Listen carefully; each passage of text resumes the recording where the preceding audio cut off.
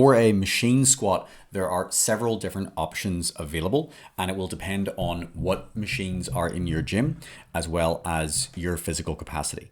The most important thing you know is what we're trying to achieve.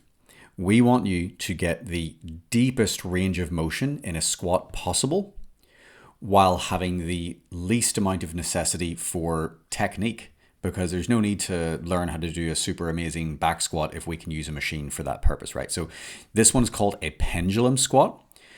This would definitely be one of the preferred options, but this is not very common in most gyms. If your gym has this, fantastic, definitely utilize this.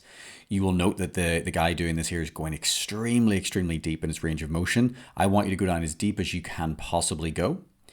And with this machine, what's great about it is it's very, very light. The machine by itself is extremely light. There's usually a place to add plates onto it, usually on the back of it. You can see this guy hasn't got any plates on it because it's very, very intense by itself. Now, if either your gym doesn't have this, or if you find that this machine is too heavy just by itself because of how deep and how challenging it is, then the next option you could go to is a hack squat machine. A hack squat machine, you can see the main difference is now there's a back support. So because there's a back support, it gives you a much more fixed plane of movement.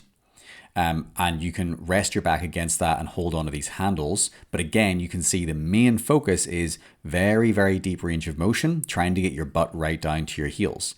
And once again, I would suggest going to the absolute lightest weight that there is, and trying to focus on that super, super deep range of motion. You'll barely need to add any weight to this at all. If your gym doesn't have either of those, your gym should have a Smith machine, in which case you can do a Smith machine squat. Now you'll see this one is more freestanding. There's no back support, and therefore there's a little bit of technique to learn. But once again, you can see the key focus here is depth and range of motion.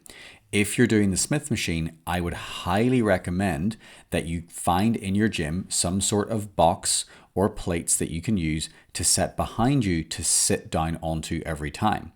And I would recommend that you find a box or stack some plates up that is the lowest that you can possibly tolerate squatting down to.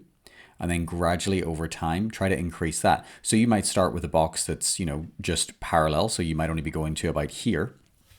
And then you might gradually get stronger at that and add some plates to that. But don't just keep adding plates. Always think, can I get a little bit deeper? Then you might take one plate away or find a smaller box. And then you go all the way down to here, in which case you'll definitely have to take some plates off. But range of motion is always a better progression than load.